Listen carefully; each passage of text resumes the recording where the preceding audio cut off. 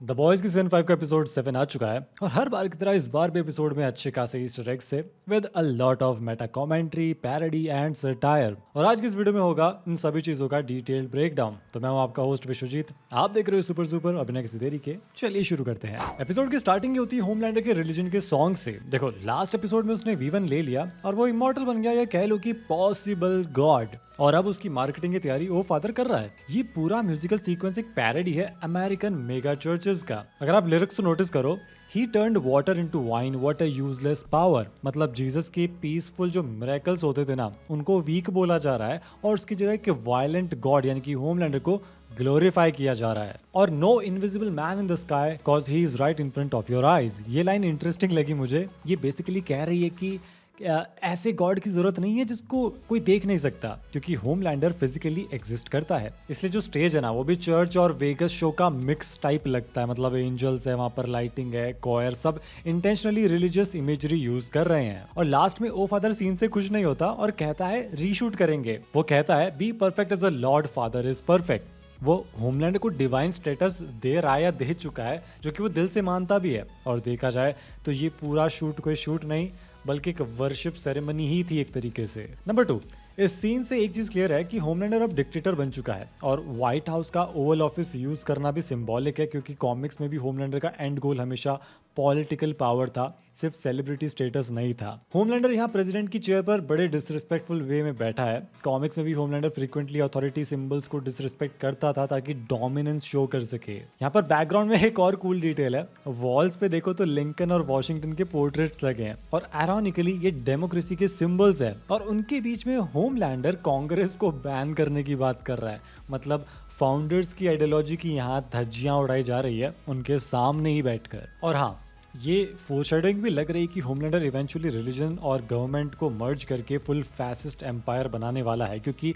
वो divine unveiling word use करता है खुद के लिए। नंबर 3, और जो लॉज होमलैंडर लागू करने के लिए कह रहा है ना यहाँ पर, वो रैंडम बिल्कुल भी नहीं है। हर line real world extremist politics और फैसिस्ट कंट्रोल का ही सटायर है। सबसे पहले वो डेमोक्रेटिक चर्च ऑफ अमेरिका को ऑफिशियल रिलीजन बनाने को बोलता है। इसका मतलब सिंपल है, अब गवर्नमेंट और रिलीजन अलग नहीं रहेंगे। और फनीस्ट पार्ट ये है कि रिलीजन का गॉड भी वो खुद है। फिर सेंचुरी सिटीज में ट्रूप्स भेजने की बात करता है। रियल अमेरिका में sanctuary cities immigrant protection policies के लिए नोन है। यहाँ होमलैंडर स्पेसिफिकली स्टार लाइटर्स को टारगेट कर रहा है, जो कि ऑब्वियसली ऑपोजिशन पार्टी है। अबॉर्शन बैन और ब्रेस्ट फीडिंग मैंडेटरी लाइन भी इंपॉर्टेंट है। होमलैंडर का ऑब्सेशन मदरहुड और ब्रेस्ट मिल्क के साथ पहले ही हमें पता है, तो यहाँ पॉलिटिकल पॉलिसी भी उसकी पर्सनल साइकोलॉजिकल इश्यूज पर ही बेस्ड है।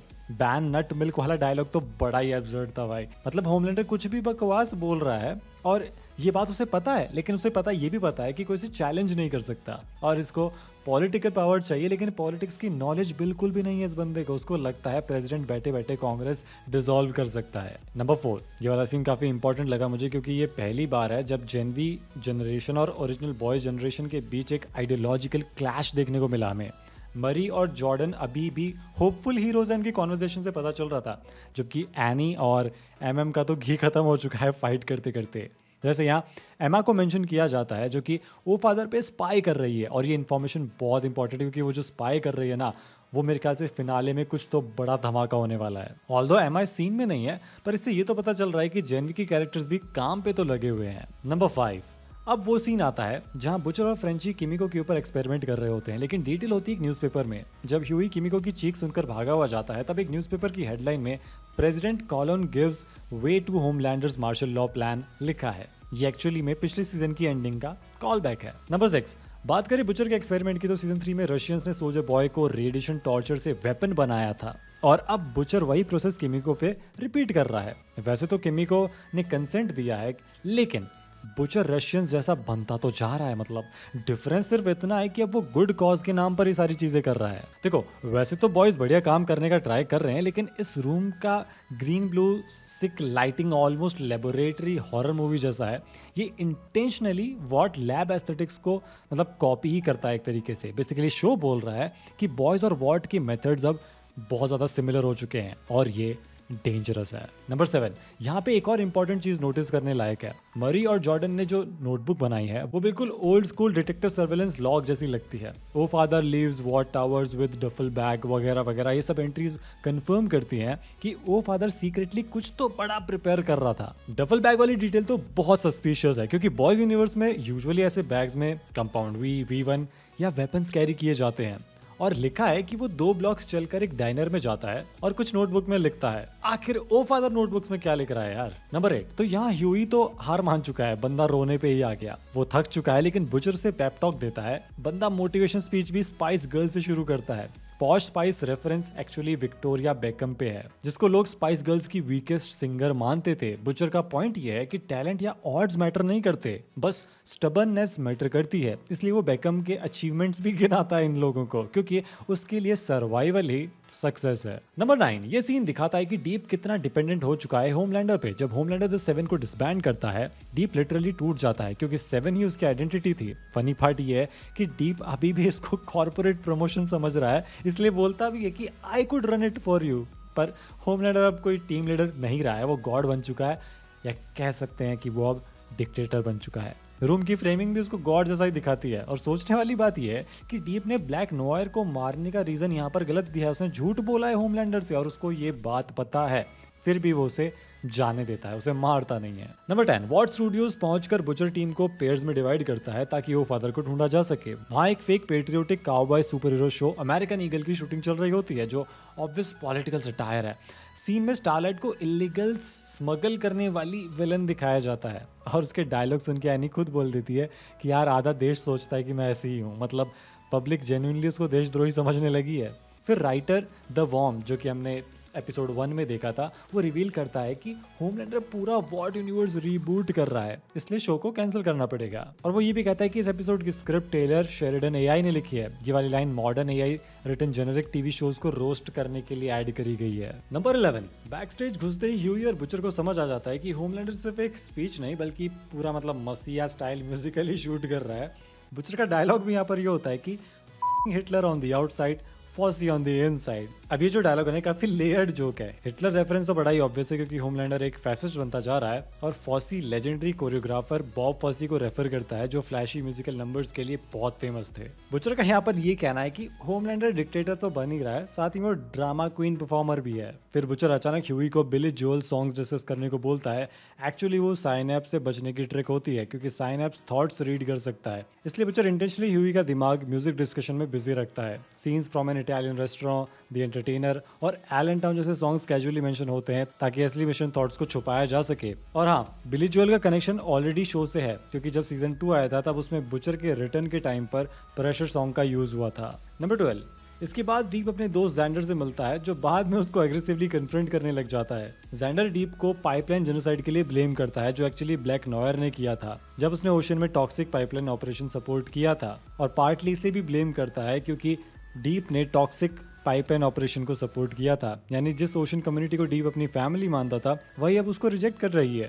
ये बेसिकली डीप के कैरेक्टर का फुल सर्कल मूवमेंट हो रहा है यहाँ पे। देखो, पहले ह्यूमंस उसको डिसरिस्पेक्ट करते थे, अब समंदर वाले भी उससे नफरत करते हैं। और आयरनी ये है कि डीप ने खुद डायरेक्टली कुछ भी नहीं किया है यहाँ पे। उसको ओशन से भी निकाल दिया गया है और उसको 7 से भी निकाल दिया गया है। नंबर 13, इसके बाद एमएम और स्टारलाइट ओ फादर का पीछा करते हुए थिएटर के बाहर पहुंच जाते हैं। यहाँ बैकग्राउंड में होमलैंडर का एक पोस्टर होता है जो बिल्कुल जेम्स गन की सुपरमैन के पोस्टर जैसा है। बस फर्क इतना है कि जेम्स गन वाली सुपरमैन के पोस्टर पे लिखा था लुक अप, यहाँ लिखा होता है लुक आउट। और डीप का पोस्टर तो एक्वामैन की कॉपी है, बिल्कुल साफ साफ। नंबर 14, इसके बाद ओ फादर अपने हार्डकोर होमलैंडर सपोर्टर्स के लिए एक सीक्रेट अर्ली स्क्रीनिंग रखता है।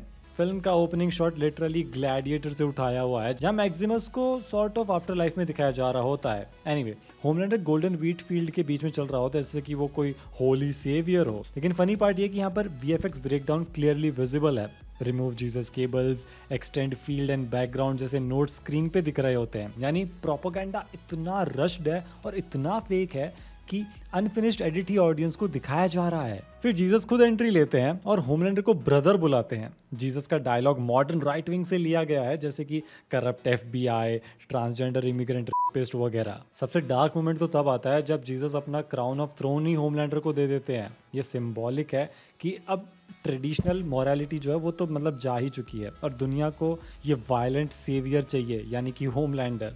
और होमलैंडर यहाँ पर कहता भी है कि आई एम नॉट वर्दी, मतलब कितनी फेक ह्यूमिलिटी है उसके अंदर, क्योंकि अगले ही सेकंड वो क्राउन को एक्सेप्ट भी कर लेता है। नंबर 15, एक बार फिर से ये शो सोल्जर बॉय के डेवलपमेंट पे फोकस करता है, क्योंकि वॉट राइजिंग आने वाला है। क्योंकि मैं इस कैरेक्टर को नहीं समझ पा रहा हूँ, ये अचानक यहाँ से जाने की बात करता है और होमलैंडर इसको अनकॉन्शियस करके वापस उस पॉड पे डाल देता है। It was that easy. मतलब मैं तो फेल हो चुका हूँ ये चीज़ समझने में कि इस शो का पावर सिस्टम काम कैसे करता है। नंबर 16, साइनेप्स ने जहाँ ह्यूई और बुचर को बंद करके रखा होता है वहाँ बैकग्राउंड में एक बार फिर से सुपरमैन के स्टाइल में होमलैंडर का पोस्टर होता है, लेकिन इस बार सुपरमैन 2006 यानी ब्रैंडन रूथ वाली है।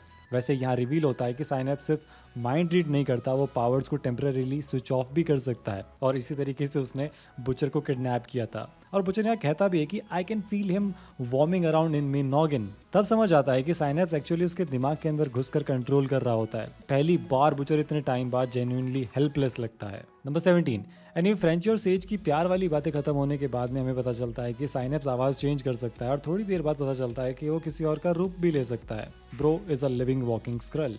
एनीवे, इन सब साइकिक्स को इसीलिए यहाँ पर बुलाया गया है ताकि ये लोग टेस्ट स्क्रीनिंग वाली ऑडियंस का माइंड रीड करके नॉन बिलीवर्स को मार सके, और यही वो करते हैं with the help of dog knot and she line. लेकिन एमएम और स्टारलेट उन दोनों को मार देते हैं। वो हो major death after 6 episodes. Number 18, तो यहाँ पे डीप के पास में परफेक्ट मौका था पब्लिसिटी पानी का इस डूबते आदमी को बचा कर, लेकिन वो नहीं बचाता। एक्चुअली में ये ओशियंस की फिश का ही सेटअप है उसको पानी में ल्योर करने के लिए, और ये बात डीप को पता है। वो पानी में गया तो मारा जाएगा इंस्टेंटली, और यहाँ ये लड़की कहती है कि you are the lord of the 7 seas, जो डीप ना तो कभी था और ना कभी बन पाएगा, और अब तो हालात बड़े ही खराब है। नंबर 19, इस सीन में साइनेप्स जोई कैसलर का फॉर्म लेकर बुचर का डार्केस्ट ट्रुथ एक्सपोज करता है। कैसलर एक्चुअली रियल में पहले ही मर चुका था और पिछले सीजन में सिर्फ बुचर की कॉन्शियसनेस का हिस्सा था। साइनेप्स रिवील करता है कि बुचर ने कैसलर को अपनी कॉन्शियस बना दिया था, क्योंकि असली बुचर एक रूथलेस मॉन्स्टर है जो मिशन के लिए किसी को भी सेक्रीफाइस कर सकता है। वो पंशीर वैली मिशन का एग्जाम्पल देता है जहां बुचर ने टारगेट को मारने के चक्कर में पूरी स्क्वाड मरवा दी और सिर्फ वही जिंदा बचा। इसलिए कैसलर ह्यूई को वार्निंग देता है कि जो भी बुचर के रास्ते में आता है वो मर जाता है। लेकिन सबसे इंपॉर्टेंट रिवील एंड में होता है। बुचर सोचता है कि साइनेप्स से वो सब कुछ छुपा लेगा, लेकिन साइनेप्स बताता है कि वो पूरे टाइम बुचर के दिमाग के अंदर था और ऑलरेडी सारी इन्फॉर्मेशन रीड कर चुका है, इंक्लूडिंग सेज की लोकेशन और किमिको के एक्सपेरिमेंट्स। और ये सारी बातें वो होमलैंडर को बता देता है, इसीलिए होमलैंडर क्लाइमैक्स में वहां पर आता है। एनीवे, ह्यूई साइनेप्स की पावर को वीकनेस की तरह यूज करके उसे डिस्ट्रैक्ट करता है, और साइनेप्स ने जो थोड़ी देर पहले कहा था ना कि बुचर उसे 2 हिस्सों में तोड़कर मारना चाहता है, बुचर बिल्कुल वैसे ही उसे मार देता है। नंबर 20, और अब एपिसोड एंड होता है ट्रेजेडी के साथ में। तो सेज ने अपने ब्रेन का यूज करके एक्सपेरिमेंट को सक्सेसफुल बनाया, और मोस्ट प्रोबेबली उसने किमिको को सोल्जर बॉय वाली पावर्स दे दी है जो किसी भी सूप को डीपावर कर सकती है। लेकिन होमलैंडर यहाँ आता है और शायद पहली बार हमें दिखाया है कि होमलैंडर कैसे एरियाज को स्कैन करता है छिपे हुए लोगों को ढूंढने के लिए, वो कैसे वॉल्स के आर पार देखता है। यहाँ फ्रेंची बिल्कुल वैसे ही होमलैंडर को टीज करता है या नीचा दिखाता है जैसे ए ट्रेन ने किया था। ए ट्रेन मरने से पहले होमलैंडर को औकात दिखाता है, वैसे ही फ्रेंची भी बिना डरे होमलैंडर से मरने को रेडी होता है, और होमलैंडर उसे नहीं भी मारता तो रेडिएशन से तो वैसे भी वो मर जाता। एपिसोड यहीं पे एंड होता है और अब बस फिनाले बचा है। तो कमेंट सेक्शन में बताओ कि आप लोगों को क्या लगता है कि द बॉयज को एक एपिसोड में कैसे एंड किया जाएगा, और आपकी थ्योरीज कमेंट सेक्शन में ज़रूर डिस्कस करना। बाकी आज की इस वीडियो में इतना ही था। वीडियो चलेगी तो लाइक और शेयर कर देना, और हाँ, चैनल को सब्सक्राइब करना मत भूलना, क्योंकि ऐसी और वीडियोस आती रहेंगी। Thank you for watching guys, this is Vishwajeet and you are super super piece.